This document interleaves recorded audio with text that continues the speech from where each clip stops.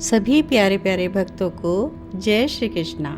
आइए आप सभी का स्वागत है श्री कृष्ण चरित अमृतम में। इसमें हम भगवान श्री कृष्ण की अद्भुत लीला की गाथा लिसन कर रहे हैं और हम भगवान श्री कृष्ण के 16,108 विवाह के रहस्य जान रहे हैं।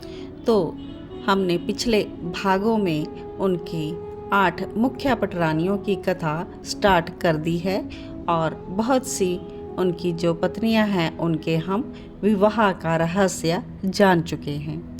और आज हम श्री कृष्ण चरित अमृतम भाग 274 में श्री कृष्ण की पटरानी भद्रा के बारे में जानेंगे। भद्रा से श्री कृष्ण का विवाह किस प्रकार से हुआ, तो आइए जानते हैं आज के भाग 274 में श्री कृष्ण की पटरानी भद्रा। श्री कृष्ण की 7वीं पटरानी का नाम है भद्रा। तो द्वारिका में आजकल भद्रा का नाम सभी के मुख पर है। सत्यभामा भद्रा से कहती हैं कि क्या तुम जादू जानती हो?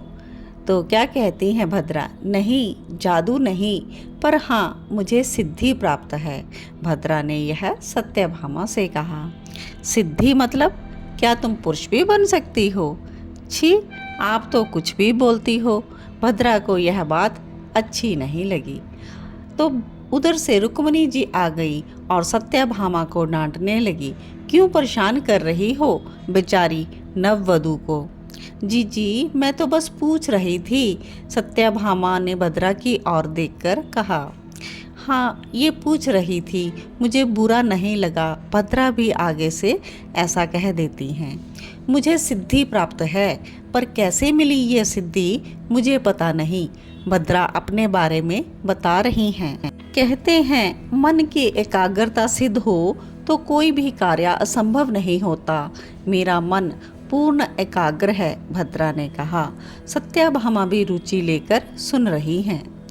कहती हैं भद्रा कि मैं बचपन में अपनी माता को खूब छकाती थी, कुछ भी रूप धर लेती थी। मेरी माँ मुझे खोजती रहती, पर ये बचपन की बातें हैं। भद्रा कम बोलती है। इतना कहकर वह चुप हो गई। जब तक कोई आगे पूछे ना तो वो बोलती नहीं है। तब सत्यभामा ने पूछा कि क्या अब रूप नहीं बदल सकती? तो इस बात पर भद्रा हंसी भी उसकी बड़ी ही सौम्य है। बदल सकती हूँ, पर अब उन सिद्धियों में मेरी कोई रुचि नहीं है। फिर किसमें रुचि है? सत्यभामा फिर से जानना चाहती है। द्वारकाधीश के चरणों में मेरी रुचि है। अब मुझे मिल गए हैं वो चरण जिसमें समस्त सिद्धियां वास करती हैं। तो भद्रा ने यह बात कह दी। अब फिर से वह चुप हो गई। उद्धव जी विदुर जी को आगे का प्रसंग श्रवण करवाते हैं कि वसुदेव के दूर की बहन है जिसका नाम है श्रुतकीर्ति। उनके पति शीघ्र ही पधार गए। कैकेय देश के राजा थे ये। धृष्टकेतु इनका नाम था। बड़े अच्छे राजा थे, किंतु वृद्धा अवस्था से पहले ही इनका शरीर शांत हो गया। भद्रा इनकी पुत्री थी। भाइयों ने पिता की कमी अनुभव में आने नहीं दी। भद्रा को जन्मजात ही सिद्धियां मिल गई थी। ये रूप बदल सकती थी, किंतु जैसे जैसे बड़ी होती गई शांत और गंभीर होने लगी। बोलना और बातें करना तो इन्होंने छोड़ ही दिया था। वासुदेव अकेले में यह आह भरती रात रात भर जागकर श्री कृष्ण को अपने मन की आंखों से निहारती। ओहो, ये तो प्रेम भी। और फिर प्रियतम के मादक स्वप्न सब कुछ भूल जाती थी भद्रा। ऐसी अद्भुत सिद्धि संपन्न कन्या जो जिसे हृदय से चाहेगी उसे ही वरण करेगी। वरण तो इसने कर लिया था वासुदेव को। अब बस परिवार में कहने की देर थी, तो आज कह भी दिया। और भाई खुले मन के थे। उन्होंने अपनी बहन भद्रा से पूछना उचित समझा कि बहन भद्रा, कहो तो तुम्हारे लिए स्वयंवर रख दें। बताओ, अगर तुम्हें कोई प्रिय है तब भी बता दो। भद्रा को किसी के साथ ऐसे बांधा नहीं जा सकता था, क्योंकि यह अद्भुत सिद्धि संपन्न जो थी रूप बदलकर भाग गई। तो क्या कहती हैं भद्रा माँ से कि मैं द्वारकाधीश को चाहती हूँ, और इस बात से इनकार करने का प्रश्न ही नहीं था। माँ भी प्रसन्न हो गई और भाई भी। तो भाइयों ने कहा तब फिर नारियल भेजा जाए द्वारिका। भद्रा इस बात से शर्मा कर महल में चली गई। अब नारियल भेजा गया। वसुदेव जी मुस्कुराए, श्री कृष्ण को बुलाकर पूछा तो श्री कृष्ण ने भी कहा कि आप जैसा कहें।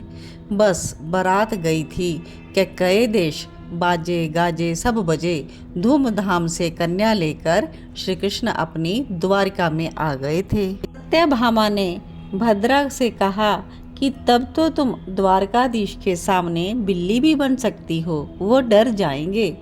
और सत्यभामा इस बात पर बहुत हंसी और कहती है आपने तो मुझे बचपन की याद दिला दी। मैं अपनी माँ के सामने बिल्ली बनी थी और वो मुझे पूरे राज्य में खोज रही थी। और भद्रा हंसी जा रही है। तभी अंतःपुर में द्वारकाधीश आ गए, पर भद्रा की हंसी नहीं रुक रही। द्वारकाधीश ने पूछा क्या हुआ? तो सत्यभामा जी बहुत हंसाती है। भद्रा ने कहा अब मेरे नाथ नई नई वधुओं को लाते हैं तो उन्हें प्रसन्न भी हमें रखना होगा ना। सत्यभामा ने यह कहा और रुक्मणी ने उसे चुप कराया। तो इस प्रकार से आप सभी ने भगवान श्री कृष्ण और महारानी भद्रा के साथ विवाह की गाथा लिसन की। आप सभी को यह गाथा अच्छी लगी हो तो लाइक ज़रूर कर दीजिएगा और इस कथा को आगे शेयर कीजिएगा, क्योंकि बहुत से भक्त भगवान की 8 पटरानियों का विवाह रहस्य नहीं जानते। तो हम चाहते हैं कि आप इस वीडियो को शेयर करें ताकि जन जन तक कृष्ण भगवान की यह लीला पहुँचे। तो इन्हीं शब्दों के साथ आज की कथा को यहीं पर विश्राम देते हैं। मिलते हैं नेक्स्ट वीडियो में नई कथा के साथ। तब तक आप सभी जुड़े रहें कृष्णा डिवोशन चैनल के साथ, और जिन भक्तों ने अभी तक चैनल को सब्सक्राइब ना किया हो वो कृपया चैनल को सब्सक्राइब ज़रूर कर लें ताकि यह चैनल कंटिन्यू रहे। जय श्री कृष्णा।